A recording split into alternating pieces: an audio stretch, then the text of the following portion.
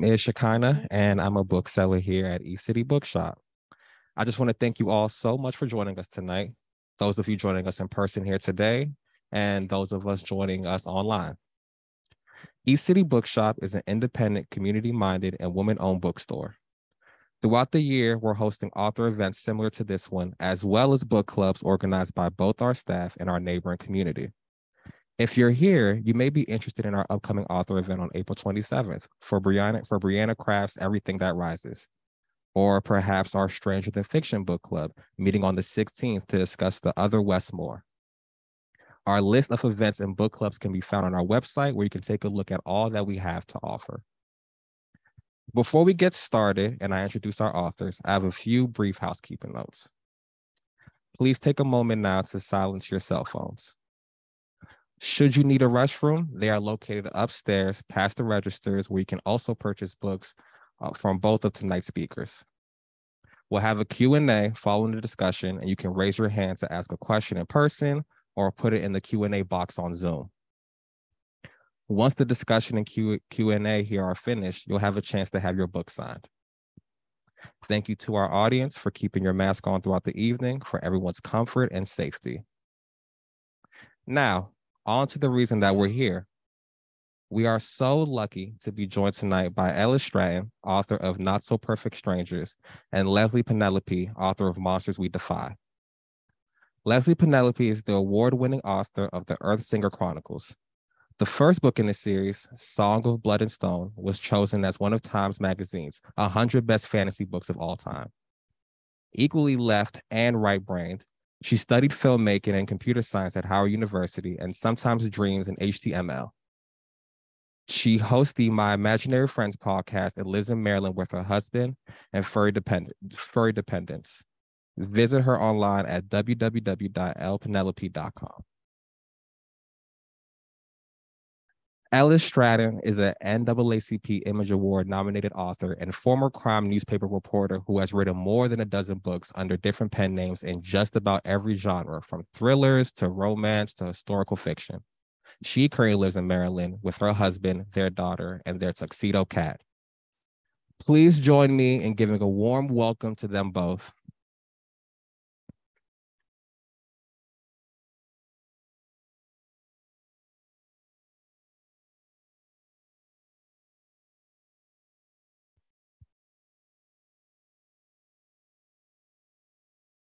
Hi, everyone.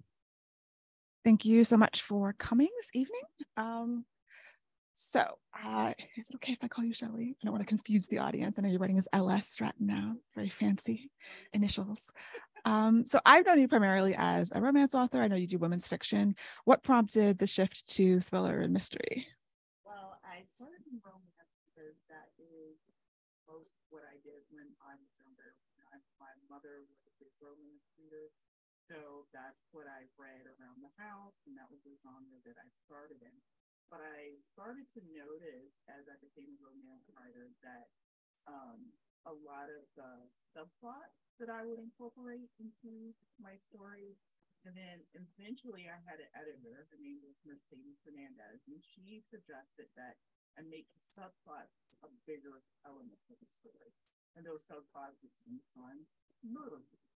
And so I started to figure out over time that I was having more fun writing the subplots than I was actually writing the romance.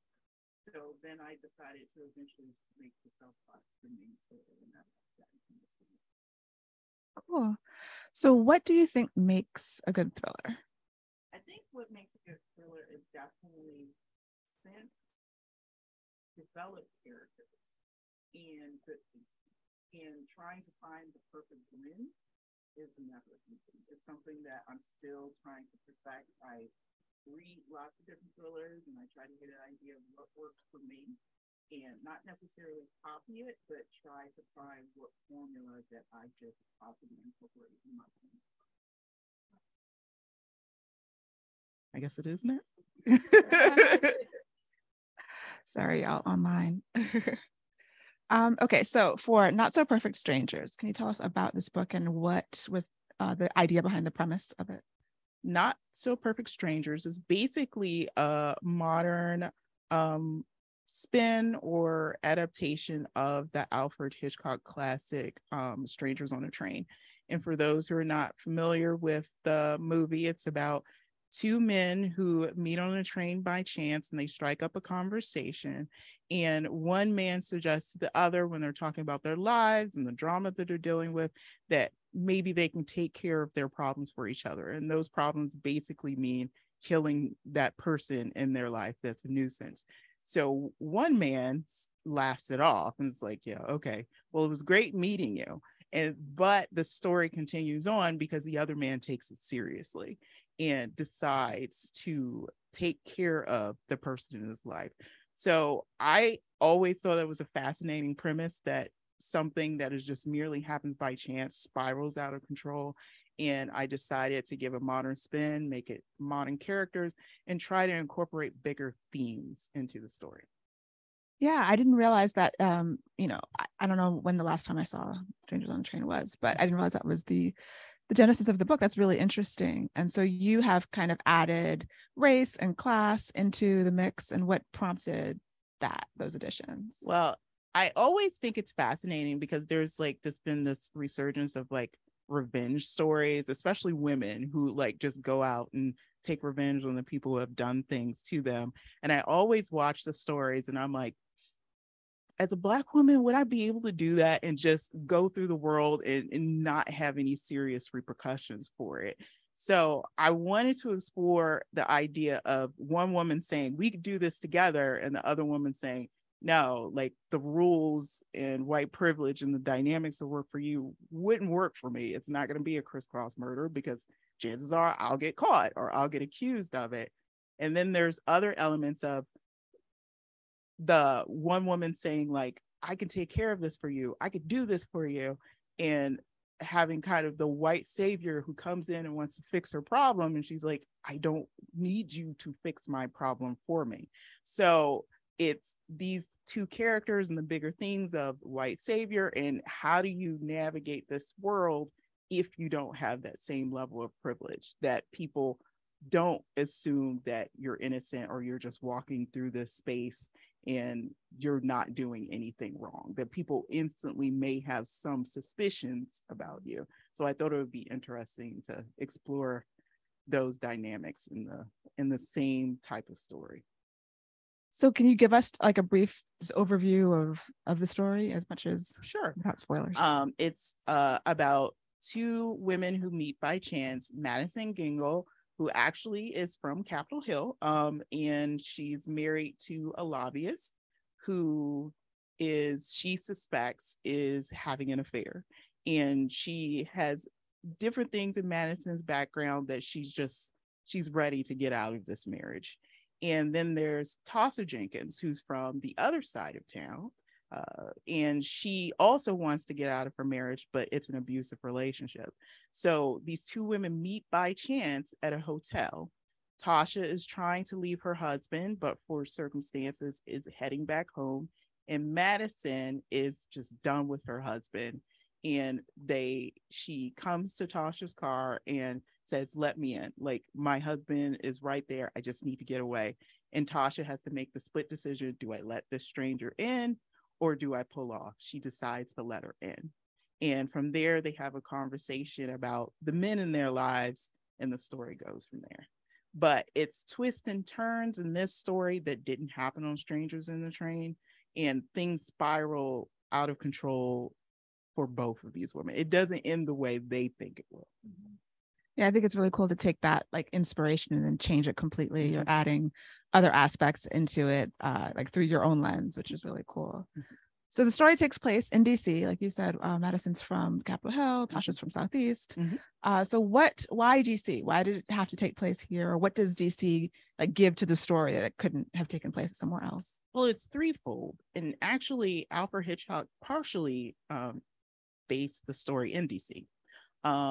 Then there's the other element that I'm a native Washingtonian. I live in PG County now, but I was born in DC. I spent the early years of my life in DC. A lot of my family is in DC, so I'm constantly hopping back over the line, work in DC. So it's a base of that I'm familiar with. And then the third element is that basing stories in the city is a microcosm of so many different types of people. Like even in DC alone, you can run into wealthy people, poor people, all types. So to set it here explains why these two women would even interact with each other. Why would they cross paths? Because in major cities, people do that. So that was why I set it in DC. Yeah, I set up my book, The Monsters We Defy in DC, because I don't read that many books set in DC. Like I feel like there should be more. And it is an interesting place to set a story. I think there's all kinds of opportunities that have been missed, throughout absolutely. history, and definitely. Yeah, and I think it's even when people tell stories about DC, they're very specific stories, and you don't necessarily get like U Street Corridor and stuff like that. So I completely agree with you. Just talking about parts of the city that when people talk about it in novels, they don't normally explore the areas that you would want to explore in your book. Because being from DC, like, I grew up in Maryland for most of my life. My mom's from DC, and half of my family's from DC. And our lives don't necessarily revolve around politics. People want to write a book in DC and has to be about the government and Congress. And, if you live here, it's like maybe someone, works there, maybe you work for the government, but your life doesn't revolve around that. So the stories don't have to revolve around that. Exactly. And that was, like I said, she's married to a lobbyist, but she has no interest in it. And so she's part of that world, but it also talks about like the people who are not part of that world. And so to me, I agree with you. It's always fun to show the side of the city that people may not be familiar with. Yeah. So there's themes of control in both of their stories, in Tasha and Madison, and then histories of abuse with both of these women. And they both tell the story in their own voices, which I thought was interesting. So how did that come into play in terms of you crafting the story with these, sort of complex and painful histories for these characters? Well, to me, you don't necessarily have to, but for people who have trauma in their background, it can instantly create a sense of empathy. And so even when they connect with each other, they're so different, but they have these really traumatic experiences in their past that they feel instantly connect them in some way.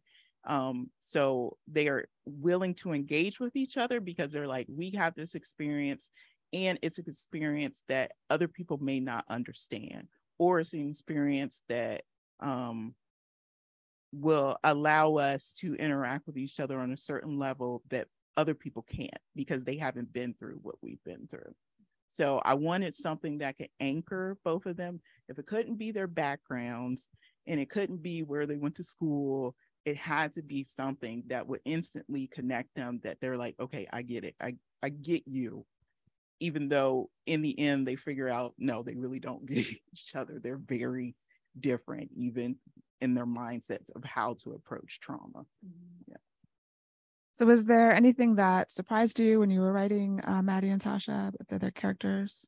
I was surprised at how, even though Maddie was supposed to be the villain, a lot of people were like, I didn't want to like her, but you made me kind of sort of like her. Because I'm like, I think it's important that villains shouldn't be caricatures. So I was giving her, as I was writing her, more and more of a background and trying to explain her rationalization for things. And so a lot of times things would come out about her that I'm like, oh, I didn't realize that she had been through that, or that she saw it that way. So yeah, when you explore characters and you try to get inside their heads, sometimes they end up telling you things that you hadn't planned when you wrote the character originally. Yeah, I definitely see that. I think with the empathy that you're talking about, because you're reading it, it's first person, and you give Maddie some flashbacks that you don't necessarily give Tasha. But I think because she is set up as the villain, that it makes the reader empathize with her a little, even as it's like whether you like her or not. Yeah. I think it probably depends on the person. Exactly. Because she's tough. But there is that empathy that you do a good job not having just be one-dimensional, yes, characters. And to me, that's very important. Yeah, especially when you're reading books. I like complex characters. Yeah, me too. Always trying to make you see the villain's point of view and understand, like, okay, like, there but for the grace of God go I, or there's just a few other things that could have happened and anyone could maybe be in that Yeah, situation. exactly. So, okay, the book is very twisty. There's lots of twists and turns. It's the way we like our thrillers to be. How did you go about, from a craft perspective, laying that all out? Like, did you know it was going to happen? I know there are some always surprises that happen in the writing process, but how did that happen? Well, I knew what was going to happen to an extent. And actually, the final draft that I submitted was not the final draft that we ended up going to submission on, because we got feedback from an editor was like, I kind of saw this one coming. And so I was thinking, okay, what is another twist that I can add in so that readers couldn't say, I saw that coming from 20 miles away. So the first draft was based on basically the synopsis, but the second draft was a very different from the first one. I guess maybe in the back of my mind, I knew what the story should have been, because I didn't have to make that many changes to the beginning of the book, because it all fell into place. I find that happens too. Like, even though I might have to rewrite something a lot, all the building blocks are actually there. So I kind of think story lives in our subconscious. And, the first draft sometimes is just getting the initial thing out. Yes. And it's not always the right thing. Maybe it's the easiest thing. It's at the top level.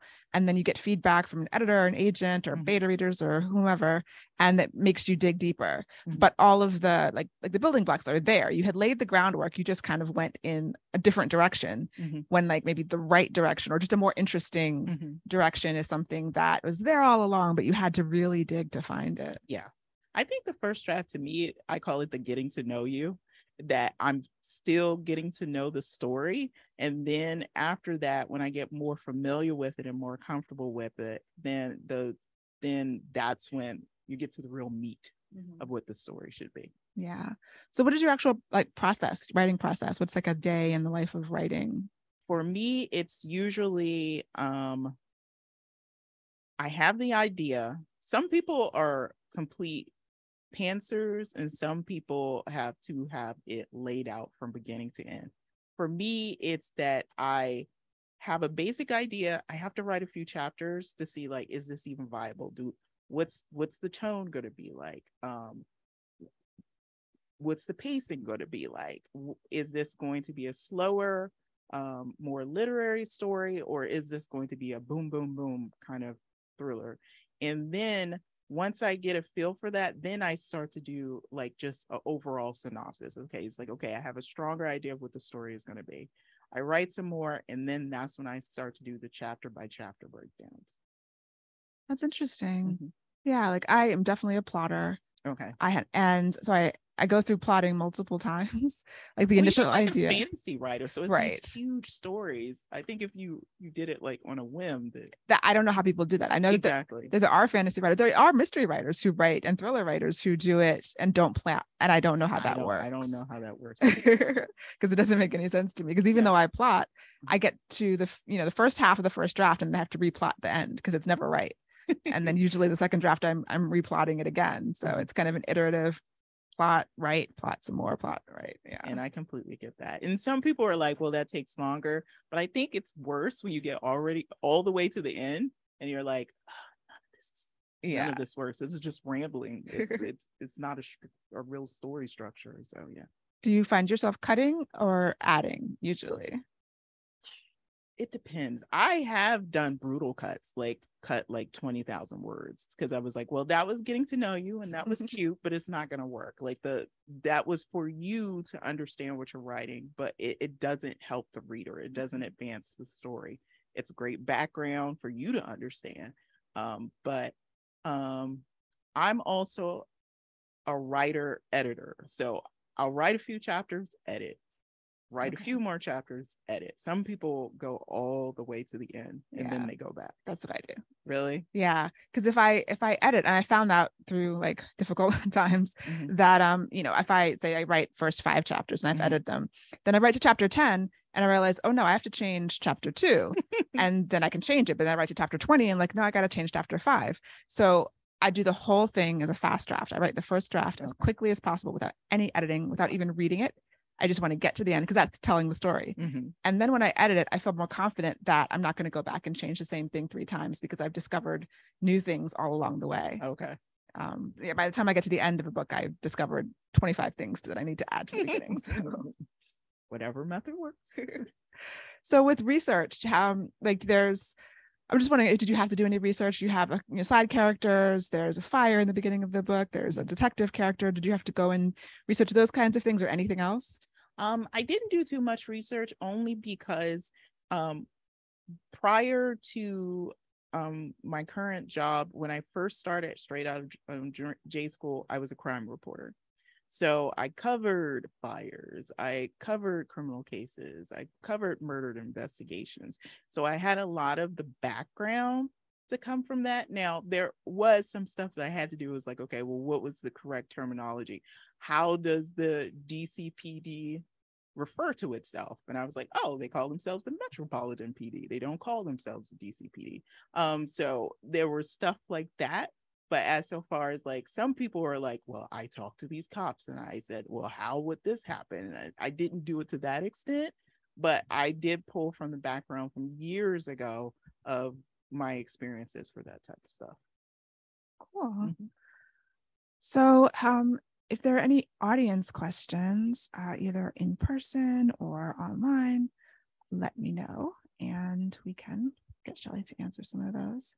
What are you working on now? I'm working on, and this is interesting because I know your book was also partially or set in the setting. I'm partially in the Harlem Renaissance, and I'm working actually in New York. I didn't base it in Washington, D.C., but it's a dual timeline that's happening in the Harlem Renaissance in New York and in the present. And it's about a Harlem Renaissance historical figure. It's based on her, a very eccentric art patron. And so it's going to be more like a Gothic thriller. And I'm really having fun with it. It's something I've never done before. I was really nervous about the execution, but my editor says that she's liking what she sees so far. So I'm hoping that I execute it well. That sounds really cool. Harlem Renaissance Gothic thriller. Yeah. Very cool. So does anyone have any questions? Yeah. Sure.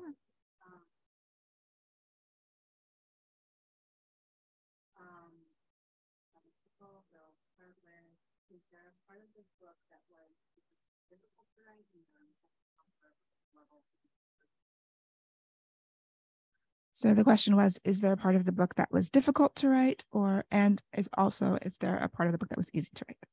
Okay. The part of the book that was difficult to write was definitely Madison's flashbacks, because she is a sexual abuse victim. It happened when she was younger. So those were scenes that I knew I had to be incredibly careful in the description of what happened to her and her experiences. My editor and I, we went back and forth, like, how do you want to do the wording? And not even just what happened, how did she internalize it? What did she take from it? How, as an adult, what does she think about that experience? And so we would go around and say, okay, so be very aware that as people read this, especially victims, of how you represent it. So that was something that I knew that had to be approached very carefully. To the point that we kind of debated including it at all. But I said it was important, I think, for her as a character to show what she had been through. Like what was the fire that helped create her? The part that was easy was when my editor, she asked me to throw in a scene. She was like, okay, well, these two characters, it doesn't have to be a big scene, but it has to be an intimate scene. You have to have something. And I'm like, I left romance so I wouldn't have to do that anymore. So you want me to put a scene in? She was like, it doesn't have to be graphic, just put something in. And so I was like, all right, well, dust those skills off and put an intimate scene in there. It was like, okay. So yeah, that was the easiest part. So after writing romance, you're like, no more. Yeah, because bedroom scenes. Some people love to write them. For me, I'm like, okay, all right, let's just get this done. So when she said put it in, I just laughed because I said, I can't believe you're making me go back to that. But okay, fine, I'll write a scene.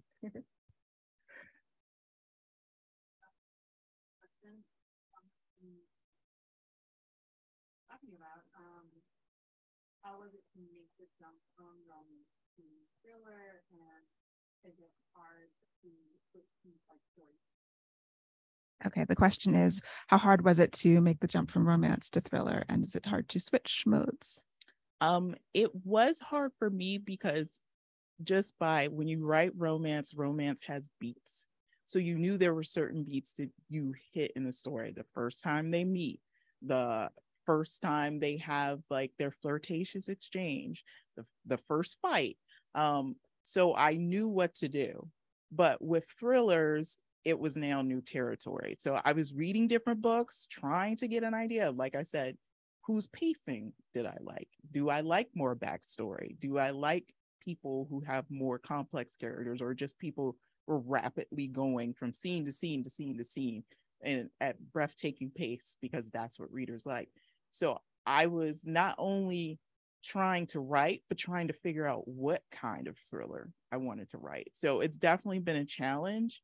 I figured out that I was a person who liked thrillers and liked twists, but I need really complex characters. I need them to have strong voices and strong backstories. And for some people, to the point that even when my publisher put it out, they said it was a literary thriller. And I was like, I didn't know I wrote a literary thriller. I thought I just wrote a thriller. But I guess they were like, because of the subject matter, the pacing, and how I wrote it, they're like, it's not a traditional thriller. So, yeah. Oh, question from the audience. So in all the thrillers, were there thriller authors or thriller books that really stuck with you, that were your favorite in terms of There, let me repeat the questions. Were there particular authors or books that you liked thriller wise that helped? Sure. There was even though it's a TV show now, I was a fan of the You series before it was a TV show. One reason why is because Joe has an incredibly strong voice. You can definitely tell what type of person he is. You know his motivations. There's no confusion about him. And there's still things happening in the story that as a reader, you're like, oh my God. So I knew that I like I said, I knew, okay, reading this, I need to have a character with a strong voice. I also liked The Girl Before, another thing that was turned into a TV series or a TV show, because of the big twist. And it's the big twist has gotten to a point that readers kind of anticipate it now, that, or the unreliable narrator. I didn't employ that because, like I said, I think readers are starting to prepare themselves like, okay, everything that I've been reading, there's going to be something at the end that tells me this person was basically lying to me, or what they're seeing isn't what's really happening. So I didn't want to do that. But I liked how The Girl Before did it, because it was a story that was told dual timeline, in that by the end, you find out what was happening wasn't really what you realized was happening. So I liked how those two stories were executed. So I knew that I wanted something that had a twist, but I didn't want to do an unreliable narrator. But I also wanted characters with really strong voices. Just quickly, I read the whole thing, and I'm really good at guessing things. I did not guess your twist. Yay! And I was waiting for it, because I knew it's a thriller. Something's going to happen here. And I was like, ooh, yes, very nicely done. Thank you. Thank you. We have another question in the audience. how do you get your inspiration to write your book? How do you get your inspiration to write your books? Well, inspiration can come from all places. It can come from the books I read. It can come from movies I watch. It can come from conversations I've had, people I know. I never get my inspiration from one place. And I think most writers, would you agree, are like that? Yeah, definitely. Sometimes it's a song lyric or just a song. Sometimes it's just like a scene from a movie. My very first book, it was like one little scene from a movie that I watched. It sparked a whole 7-book series. Oh. So like anywhere, conversation, a book that I read that I didn't like, and I was like, I can do that better. I'm going to do it my way. Oh, I love that. Yeah, lots and lots of places. Are there more online questions? So you've done romance, you've done thriller. there another genre you'd like to try after romance and thriller? I tried women's fiction and I enjoyed it, but I think for now I'm just going to stick with mystery and thriller. I want to get good at it. Like I want to feel like I develop a strong voice for it before I hop to another genre. Yeah, genre hopping can be cool. What do you say is the difference between romance and women's fiction? Romance and women's fiction. Okay. Romance is the motivation is the relationship between the man and the woman, or the woman and the woman, whatever romantic relationship is there. The woman's fiction is motivated by the internal journey. So it's what is happening to this woman in the course of the story. She could fall in love, but the focus should still be, how did she get from A to B? In romance, the focus is, how does this couple get from A to B, or to the fruition of their romantic relationship?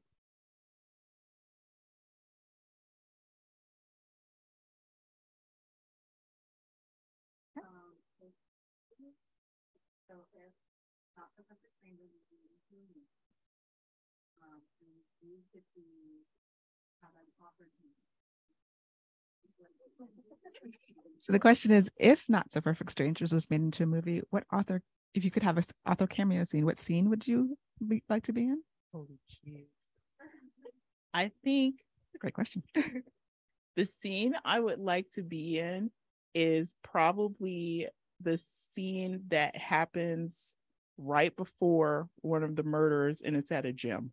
And she's like getting ready at the spin class, when she's getting ready to murder someone, she's like, but I gotta go to my spin class first. So it would be fun to be like in the background, one spinning. of the people working out while she's like, all right, gonna go for the murder, but I gotta get my endorphins in first. So yeah. Burn some calories. Exactly. That would be fun. I think we had another in-person question.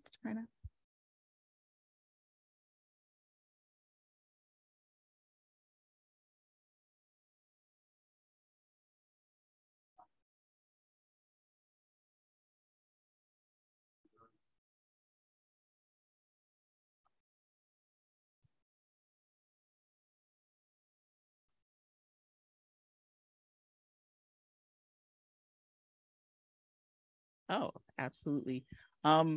Where I grew up in DC. Sorry. How integral is your experience in DC in forming you as a writer?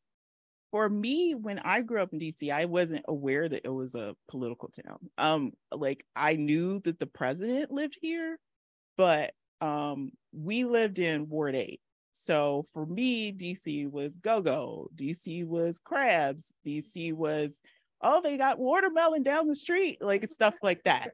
So when I would write stories, and I've written series before, I talk about that side of town.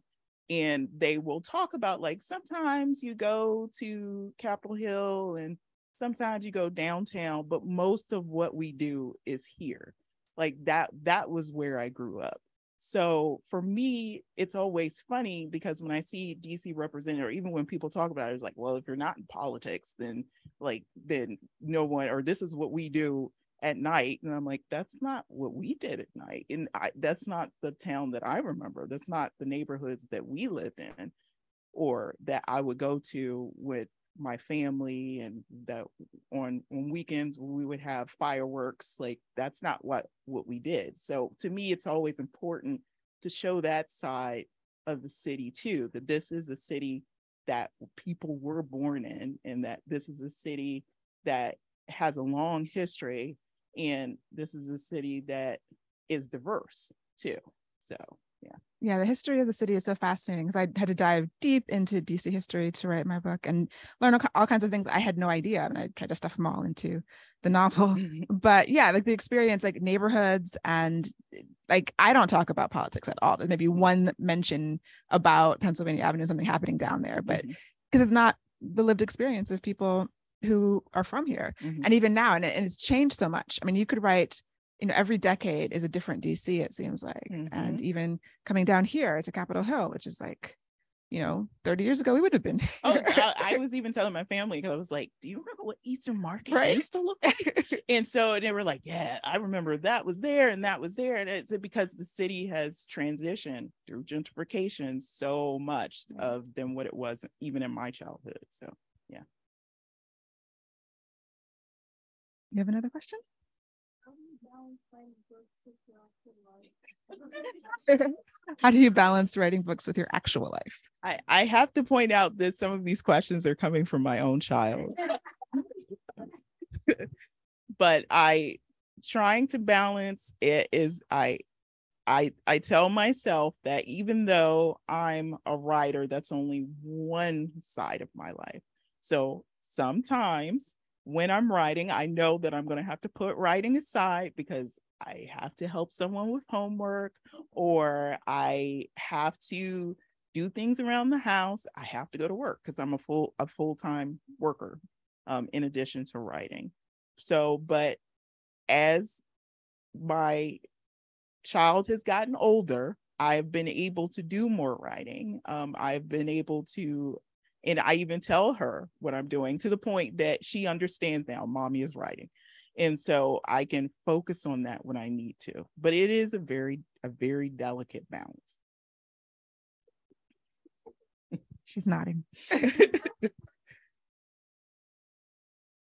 Any other questions online or in person?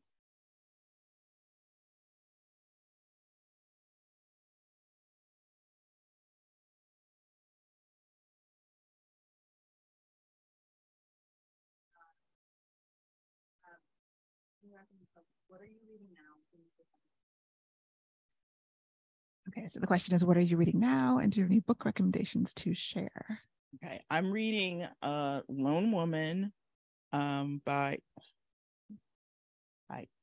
I know what his name. It always flies out of your head immediately. Yeah. I'm reading Lone Women right now. A recent book that I read, and I was telling Leslie about it, was The Spite House, which is a gothic horror, and I was just blown away by it. It's a new voice in fiction. I don't think he's previously published, and that it takes place in Texas.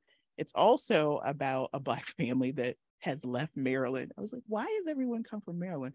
That left Maryland and has now gone to this small town in Texas, and they're on the run. They don't quite explain why they're on the run, and they come to this house, and he will be paid money if he and his family agree to stay in this house. And so, of course, it becomes a question of, why doesn't anyone want to stay in this house? And why is it called the Spite House? And so the story goes from there. You see exactly why no one wants to stay in that house. I'm reading, I just started Pride and Protest. And of course, I don't know the name of the author either. Oh, there, it's right there. Nikki Payne. Okay. Another DC book. So I love any Pride and Prejudice retelling, film, bring it on all the way. And there's so many books to recommend. One that sticks out in my mind, if you like fantasy also, is The Undertaking of Heart and Mercy by Megan Bannon, which I adored with every chamber of my heart. So check that one out too.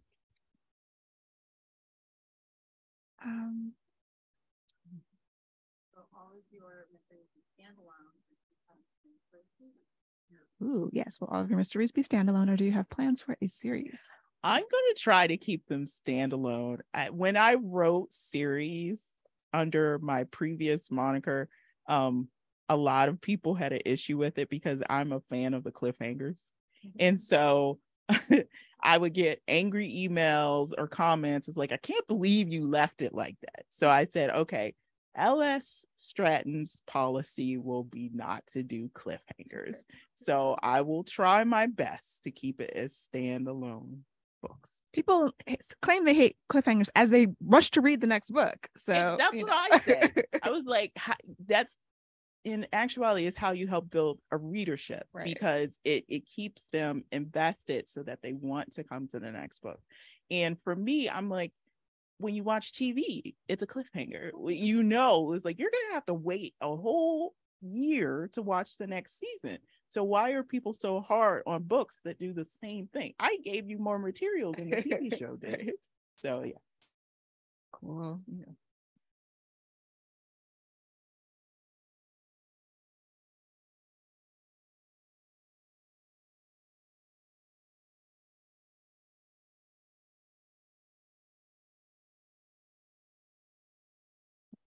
Yeah. Any final questions? All right. Well, thank you guys so much. Thank you.